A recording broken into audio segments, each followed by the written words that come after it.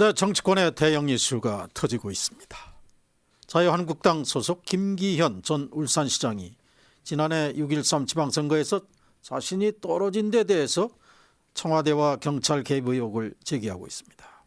여기에다 자산운용사 등 업체 관계자들로부터 뇌물을 수수한 혐의를 받고 있는 유재수 전 부산시 경제부시장 역시 오늘 밤 구속 여부가 가려지는데, 여기에도 조국 전 장관의 지시로 무마됐다는 취지의 진술을 검찰이 확보한 것으로 알려지고 있습니다. 두 사건 수사 모두 청와대와 그 윗선을 향하고 있다는 점에서 향후 파장이 주목이 됩니다. 최영일 시사평론가를 연결해서 자세한 내용 알아봅니다. 평론가님 안녕하십니까? 네, 안녕하세요. 네. 자, 먼저 검찰이 유 전 부시장에 대해서 구속영장을 청구했는데, 자, 오늘 법원에서 실질 심사가 있고요. 네. 구체적으로 어떤 혐의를 받고 있는 건가요? 혐의는 지금 세 가지가 적용돼 있습니다. 네. 하나는 이 2017년 당시에는 이 금융위원회의 금융정책국장을 맡고 있었어요. 공직인데 네. 여기서 이제 이 자산운용사들로부터 이 금품과 향응을 수수했다. 이게 뇌물죄입니다. 그리고 두 번째로는 이게 수뢰 후 부정처사라는 죄가 있는데요. 네네. 이 감찰이 진행되다가 중단된 이후, 그 이후에 이제 직을 옮겼는데 그 이후에도 계속 뇌물을 받았다는 겁니다. 네. 이게 또 더 문제가 되고 있고요. 또 하나는 이제 우리가 김영란법으로 알고 있는 이 부정청탁금지법에 또 적용된 부분들이 있어서 이 세 가지 혐의로 오늘 구속영장의 이제 발부, 기각 여부를 심판받게 됐습니다. 네, 저 검찰은 법원에 청구한 이 구속영장에 뇌물 5천만 원 가량을 받은 혐의를 우선 적시했습니다. 이 네. 뇌물 혐의를 앞세운 것, 이건 어떤 의미로 봐야 됩니까? 그러니까 이제 뇌물의 경우에 물론 액수에 따라 조금 이제 양형 차등이라든가 또는 이 죄질을 이제 다투기도 하지만 네. 어쨌든 공직자에게 가장 이제 부정한 혐의가 뇌물이거든요. 네. 그러니까 이제 이 뇌물이라고 하는 건 뭐냐면 직무 관련성이 있는 본인이 맡고 있는 업무와 관련해서 절대로 특혜를 봐줘선 안 되는 이 특정 기업이나 네. 이해 당사자에게 뇌물을 받았다는 건 뭔가 대가성으로 해서는 안 될 일을 들어줬다는 정황이지 않습니까? 네네. 그래서 오늘 구속 여부는요, 이 금액도 있지만 또 하나는 지금 본인이 직접 돈을 받진 않았지만 존재하지 않는 자리를 동생에게 만들어줘서 네. 이 모 이제 펀드사의 총무 쪽에 일을 하면서 연봉 1억 5천을 받게 만들었다는 거예요. 네. 이게 원포인트 취업이다. 근데 이게 금액을 특정하진 않았는데, 왜냐하면 실제로 이 동생이라는 인물이 출퇴근을 했기 때문에 근무한 거에 대한 노동에 대한 급여 보상이 있을 것이고, 하지만 나머지 얼마 정도는 뇌물로 볼 수 있다라는 점에서 네. 조금 이제 죄질이 좋지 않은 점이 추가가 돼 있어요. 네. 근데 여기에 대해서 범죄가 소명이 되고 혹여라도 이 증거인멸이나 도주 우려가 있다고 판단하면 구속될 가능성을 높게 점치는 법조인들도 있습니다. 유 전 부시장은 이 대가성을 부인하고 있는데, 그럼 검찰이 이 뇌물수수 의혹을 입증할 만한 확실한 뭐 증거라든가 정황을 확보했다, 포착했다, 이렇게 봐야 될까요? 네, 그럴 가능성이 높습니다. 검찰이 이제 내용을 공개하진 않았지만요. 오늘 법정에서는 얘기를 했겠지만 보도되고 있는 내용에 따르면 청와대 감찰 당시에 해외의 이 명품 자동차, 비싼 고급차를 2대를 이제 운영을 하면서 돈을 보내고 했던, 목돈을 해외에 또 보내고 했던 정황들이 나와서 네. 디지털 포렌식으로 찾아낸 증거라고 보도가 되고 있어요. 네. 여기에 대해서 이제 추궁을 했더니 조사 중단 지시가 내려왔다. 그럼 이 정도의 증거 정황을 청와대 감찰반이 확보했다면 당연히 검찰도 이제 가지고 있을 가능성이 높고요. 네. 그렇다면 적어도 이 공직에 있는 상황에서 운영하기 어려운 정도의 돈이 오간 정황들, 수상한 자금의 정황들이 있다라고 밖에 볼 수 없거든요. 네네. 그렇다면은 말씀하신 대로 오늘 이제 범죄 소명의 가능성에 이 증거 중심으로 봤을 때도 검찰이 일정 부분은 가지고 있을 것이다라고 추정하는 게 또 맞을 것 같습니다. 네, 뭐 말씀하셨듯이 사실 검찰 수사 이전에 청와대 특감반이 다 조사했던 내용인데, 이제 문제가 커진 것은 이런 특감반의 감찰을 중단해라 하는 지시가 중간에 나왔는데, 자, 이것이 누구의 지시냐, 어느 윗선의 지시냐, 이게 지금 중요한 거 아닙니까? 네, 정치권을 뜨겁게 달구고 있는데요. 당시 민정수석은 역시 조국 전 장관이고요. 그래서 이게 두 개 덩어리로 나뉩니다. 유재수 사건 하나는 유재수 본인의 말씀드렸던 오늘 구속 여부를 다투는 3개 혐의가 적용돼 있고요. 네. 또 하나는 유재수의 비위를 2017년 당시에 청와대가 확인을 하고 감찰에 들어갔는데 감찰이 중단됐어요.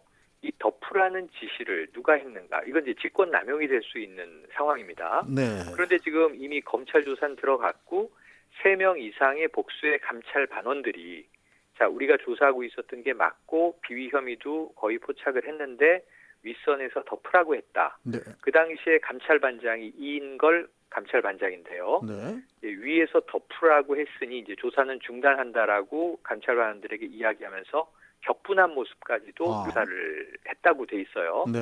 그럼 이제 이인걸 감찰반장은 윗선의 지시를 받았다면 그 위가 박형철 반부패 비서관인데 네. 박형철 비서관은 지금 이 검찰 조사를 받으면서 자, 조국 당시 민정수석이 이 조사를 중지하라고 했다라고 진술했다는 이야기가 이미 전원되고 있어요. 네. 검찰 말입니다. 네. 그럼 이게 팩트라면은 조국 전 민정수석이 덮으라고 이제 얘기를 했다는 거죠. 감찰반에. 네.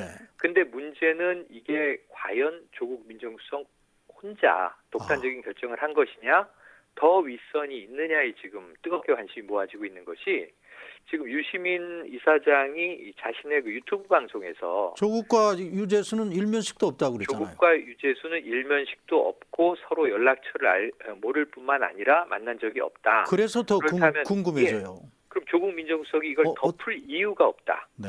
자, 그래서 이게 유시민 이사장의 이야기를 하나만 덧붙이면 조국 당시 민정수석, 박형철 반부패 비서관, 또 민정수석실 내에 이 백원우 전 의원이죠. 백원우 민정비서관 3명이 회의를 해서 덮기로 했는데 이게 조국 민정수석의 주관적 자의적 의지가 아니라면 혹시 더 윗선에서 이것은 하명받은 것 아니겠는가 하는 이제 합리적인 추정이 지금 나오고 있는 상황이라 이게 청와대 라인 윗선인지 혹은 참여정부 당시 시절에 영향력이 있는 옆선의 인물인지 조금 여러 가지가 애매한데 유재수 전 부시장의 경력을 쭉 보면요. 네, 바로 그래서 유재수가 누구냐 이게 관심의 초점인 거예요. 맞습니다. 그래서 윗선 또는 그 이상의 뒷배가 있을 정도로 과연 유재수 전 부시장의 존재가 뭐냐 이거죠. 그러니까 이제 친문 인사로 분류되기보다는 친노 인사로 분류가 됩니다. 그런데 여기서 많은 분들이 좀 오해나 착각하시는 게 우리가 흔히 이제 정치권에 있다가 집권하면 뭐 청와대나 고위 이제 관료로 들어오는 경우를 흔히 이제 별명 삼아 어공이라고 부르지 않습니까? 어쩌다 공무원? 어쩌다 공무원이 됐다. 뭐 운이 좋아서 정치 활동에서 좋은 세력에 몸을 담아서 그리고 그냥 우리가 쭉 관료로 이제 주로 고시를 쳐서 올라온 사람들을 이 늘공이라고 하죠. 네. 늘상 공무원에 이제 있었던 사람들, 정권이 바뀌어도 이제 관료로 있는 사람들인데 이 유재수라는 인물은 늘공이에요, 늘공. 네네. 행정고시를 패스하고 재경부에서 직원으로 시작을 해서요. 네. 이 참여정부 초기 인수위 시절에 파견을 왔다가 청와대 행정관으로 눌러앉게 됩니다. 그런데 아마 이호철 당시 제1부속실장의 눈에 들었다는 이야기가 있어요. 제1부속실 행정관으로 근무를 했고 그러다가 민정수석실에서도 행정관으로 근무했는데 이때도 이호철 민정비서관 시절인데 그때 민정수석은 또 문재인 대통령이었단 말이에요. 그래서 뭐 문재인 대통령을 형이라고 부른다 뭐 이런 얘기까지 나오죠. 뭐 이런 그 이야기 이제 확인되지 않았지만 그런 이야기들이 나오고 있으면서 친노 친문계와 아주 가까운 인물.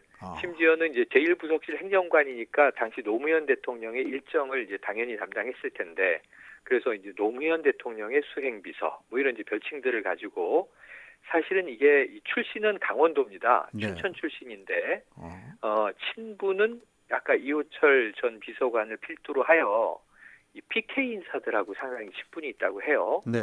그래서 아마 마지막에 부산시 경제 부시장이 됐을 가능성도 있죠. 네. 예, 그래서 지금 최근의 움직임을 보면 감찰 대상이 됐으나 청와대 감찰반은 덮었고 이 금융위의 금융정책국장으로 있다가 감찰 문제가 터지자 명예퇴직을 하고 또 민주당 정무위의 수석 이 전문위원으로 갑니다. 그 차관급이라고 네, 그러던데요. 차관급입니다. 네. 여기가 주로 국장급에서 실장급으로 네. 올라가기 전에 머물러가는 자리다 이렇게 어. 많이들 이야기를 하고요. 네. 그러다가 석 달밖에 일을 안 하고 부산시의 경제부시장으로 갔다가 드디어 승승장구죠. 예, 네. 이번에 이제 저 그 검찰 소환을 받는 와중에 하나세안 지금 이 특별 정상회의가 열리지 않았습니까? 네. 그래서 소환받아서 갈 때는 현 부시장이었는데 조사가 끝나고 나올 때는 이제 해임이 돼서 전 부시장이 된 상황이 됐고요.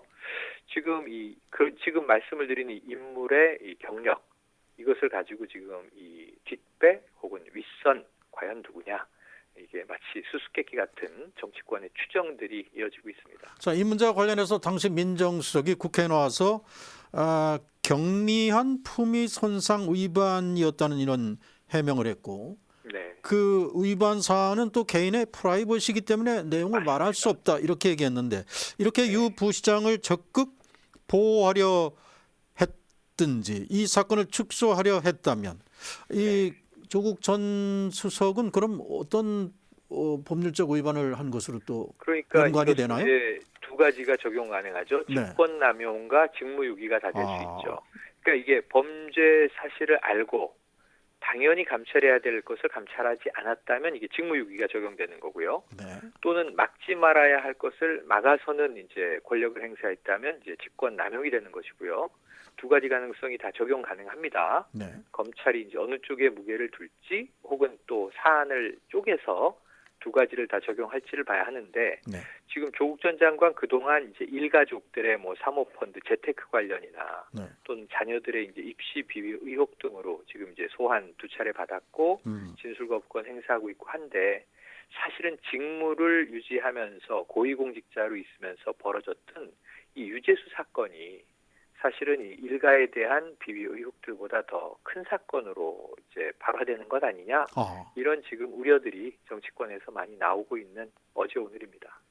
근데 조국 전 수석으로도 참 딜레마일 수 있는 게 계속 지금처럼 묵비권을 행사하면 자기가 그렇게 한 것으로 또 확정이 될 가능성이 있고 네. 또 말을 하면 그 윗선 여부를 또 토로해야 되고 상당히 참 딜레마일 수도 있겠네요. 네, 이 부분의 시작은 유재수 이제 의혹에 대한 시작은 사실은 자유한국당에서 이미 이제 기억에서 가물가물하시겠지만 김태우 전 감찰관원, 네. 김태우 전 수사관 사태 때 이미 언급이 됐었던 거고 네. 국회에서도 이제 질의가 오가기도 했던 사안인데 문제는 이제 터졌고 감찰관원 복수의 증언, 박형철 이제 반부패 비서관의 증언 이런 것들만 종합해봐도 네. 적어도 이 비위 사실은 팩트인데 조국 민정수석 시절에 덮었다까지는 지금 사실로 확인이 되고 있는 사안이거든요. 알겠습니다. 그러니까 증거가 있는 것이라는 거죠. 네. 앞으로 어떻게 확전될지는 검찰의 칼날을 좀 지켜봐야 될 것 같습니다. 네, 우선 오늘 구속 여부가 또 관심의 이따 밤에 초점이고요. 나오게 됩니다. 네. 네. 자, 그리고 또 하나 이 청와대 개입 논란의 또 하나의 사건. 자, 김기현 전 울산시장이 청와대 개입 의혹을 제기했습니다. 자, 청와대 하명으로 당시 울산 경찰청장이 선거를 몇 개월 앞두고 자기의 선거 관계자들에 대한 압수수색을 가해서 결국 자기가 선거에서 패배했다 이런 주장인데 맞습니다. 당시 자세한 경위가 어떻게 되는 겁니까? 이게 유재수 사건과 정반대 사건이에요. 아, 유재수라는 인물은 어찌 보면 집권 여당의 측근 인물의 비위가 확인됐는데 덮었다는 의혹인 것이고 김기현 전 울산시장의 경우는 전 울산시장인데 지난해 6월 지방선거를 앞두고 있을 때입니다. 네. 근데 불과 한 3개월여 전에 3월 달에 사건이 터지는데 당시에 지금은 대전경찰청장입니다만 황운하 울산지방경찰청장이 대대적으로 김기현 울산시장의 측근들에 대한 조사를 전개하는데요. 네. 마치 이제 조국 전 장관의 일가수사와 좀 비슷한 그림입니다. 네. 그 김기현 시장의 비서실장, 형, 동생, 부동산 관련 비리가 있다라고 하는 이제 의혹을 가지고 대대적으로 수사를 해서 검찰에 넘깁니다. 네. 근데 이게 기소도 되지 않고 검찰 단계에서 모두 다 무혐의가 돼버려요. 예, 예. 근데 무혐의가 된 것은 뭐 지방선거 한참 후기 때문에 네. 이 수사 자체만 가지고도 김기현 시장은 지지율이 15% 이상 높다가 뚝뚝 떨어져서 네. 사실은 지금은 이제 이 여권 울산시장에게 자리를 넘겨주고 낙마하게 되죠. 네. 그 당시에 이미 이제 고발에 들어갔습니다. 1년여 전에. 네. 이건 정치 수사 아니냐. 황운하 울산지방경찰청장이 뭔가 개인적으로, 그 당시에는 개인적으로 정치의 뜻이 있어서 정권 입맛에 맞는 수사를 했던 것 아니냐라는 이제 의혹, 그런 시선도 있었는데 최근에 이게 청와대 하명 수사였다라는 이제 보도가 터져 나온 겁니다. 네. 이 김기현 전 시장 이제 기자회견도 했고요. 그런데 황운하 경찰청장도 기자회견을 오늘 했습니다. 네. 그게 무슨 얘기냐 하면은 청와대 하명은 난 모르는 일이고 난 경찰청 본청에서 수사 지시가 내려와서 적법하게 수사했을 뿐이다. 그리고 청와대에서도 오늘 고민정 대변인이 한 가지 입장을 밝히는데 네. 당시 청와대 민정수석실에 들어온 제보, 첩보를 가지고 경찰청에 자 이런 건이 있으니 수사를 해보시오, 내사를 해보시오 하고 이첩하는 것은 적법한 일이다. 법과 원칙에 따른 것이다. 네네네. 네. 왜냐하면 이게 선출직 공무원이기 때문에 이 청와대의 감찰 대상이 아닙니다. 그렇죠. 청와대 감찰반은 이제 이 대통령이 임명한 자리만, 그것도 고위공직자만 이제 감찰하는 것인데, 뭐 이 저 광역시장이라 하더라도 거기는 이제 감찰할 이유가 없는 것이죠. 그런데 이 첩보라는 게 감찰을 통해서 또 얻어진 정보라면 또 문제가 생기는 거 아닙니까? 그러면 이제 위법한 것이죠. 네. 정확하십니다. 이게 지금 문제인데 위법과 적법 사이를 왔다 갔다 하는 사안인 것이 네. 청와대 감찰반이 적극적인 이 인지 수사를 하면서 네. 수집한 정보를 가지고 경찰에 이첩했다면 이건 위법이 되는 것이고요. 네. 투서가 들어왔다든가 청와대 뭐 어떤 민원이 들어왔다든가 한 내용을 자 이런 내용이 접수되었으니 이건 청와대가 할 일이 아니고 경찰이 한번 알아보시오 하고 이제 전달한 거라면 이것은 하명 수사라고 보기는 어렵고 말 그대로 이제 정보 이첩이라고 봐야 되는 것이죠. 그렇군요. 그래서 지금 이 대목이 확인돼야 되기 때문에 이 사안에 대해서는 또 역시 검찰 수사에 네. 이 칼날의 경계선에 올라 있거든요. 지금 유재수 사건과 김기현 사건이 그야말로 이제 정반대 데칼코마니로 꼬여 있는 상황에서 황운하 경찰청장은 명예퇴직을 신청한 것으로 알려졌어요. 네, 네. 내년 총선 뛰어들겠다는 입장인데 네. 이 사안이 확정될 때까지는 옷을 벗기가 어려워져서 총선 출마는 어렵지 않겠는가 하는 관측까지 나오고 있는 상황입니다. 자, 이 사건으로 지금 김기현 전 시장은 민심을 도둑질 당했다, 뭐 이렇게 얘기하는데 그러면서 자연스럽게 떠오르는 현 시장, 송철호 현 시장은 과연 또 누구인가? 또 이게 또 관심의 초점이에요. 그렇죠. 네. 송철호 현 시장이 이 경남 지역의 3대 인권 변호사 이름에 반열이 오르는 인물이라고 해요. 네. 그 첫 번째가 고 노무현 대통령, 두 번째가 현 문재인 대통령, 네. 세 번째가 지금 말씀하신 대로 송철호 이제 현 울산시장. 네. 그러다 보니까 이 세 사람은 인권 변호사 시절부터 덜친이고 상당히 좀 이제 이 정치권에서 두각을 나타내지 못했습니다. 송 시장의 경우에는. 네. 그런데 이제 문재인 대통령 집권 이후에 뭔가 울산 지역에서 판사도 지냈고요. 네. 울산 출신이 맞거든요. 네. 그래서 이제 이 광역지자체장을 받는데 혹여라도 청와대가 이제 이 송 시장을 당선시키기 위해서 이 지지율에서 앞서가던 김기현 당시 시장에 대한 이러한 정치 수사를 이제 벌인 것이다라고 하면은 이건 상당히 좀 이제 후진적인 정치의 모습이 또 드러나는 안타까운 사건이 되는 것이죠. 자, 국회의원과 지방선거 모두 7차례 낙선을 했는데, 맞습니다. 자, 이번에 울산시장 선거 8번째 만에 당선됐는데 이것이 청와대와 경찰의 적극 개입에 따른 것이다. 이렇게 김기현 전 시장 측은 주장하고 있는데, 하고 있습니다. 자, 검찰의 수사 의지는 좀 강하지 않나 싶어요. 당초 울산지청이 경찰이 수사한 이 사건을 혐의 없음 처분을 내렸고, 그걸 또 지금 서울중앙지검으로 이 사건을 가져왔습니다. 이건 정확하십니다. 어떤 의미로 봐야 됩니까? 대부분의 법조인들이 울산지검에서 그냥 수사를 하던 대로 해나가면 아마 이것은 그냥 이제 일반적인 수사로 끝날 것이지만 서울로 이관이 되게 되면 상당히 이것은 윤석열 검찰총장의 구미를 자극했다는 이 반증이 될 것이다라는 얘기를 일전부터 했었어요. 그런데 왜냐하면 이게 이미 고발된 지는 1년이 넘습니다. 지난해 지방선거 때 이야기니까요. 그런데 문제는 지금 수사에 본격적으로 착수를 하면서 이것이 서울중앙지검으로 이첩돼 왔다, 이관돼 왔다. 이것은 검찰선에서는 아마 대대적으로 파헤치게 되지 않겠는가. 그래서 이 유재수 사건과 지금 이 김기현 사건은 빛과 그림자로 지금 이렇게 이 닮은 꼴을 하고 있습니다. 그렇군요. 과연 여야 두 정치인에 대한 다른 이제 청와대 감찰반의 행동, 이 위법으로 판명 날지, 적법으로 판명 날지 또 검찰 손에 달려 있습니다. 네, 오늘 말씀 잘 들었습니다. 고맙습니다. 네, 고맙습니다. 지금까지 최영일 시사평론가였습니다.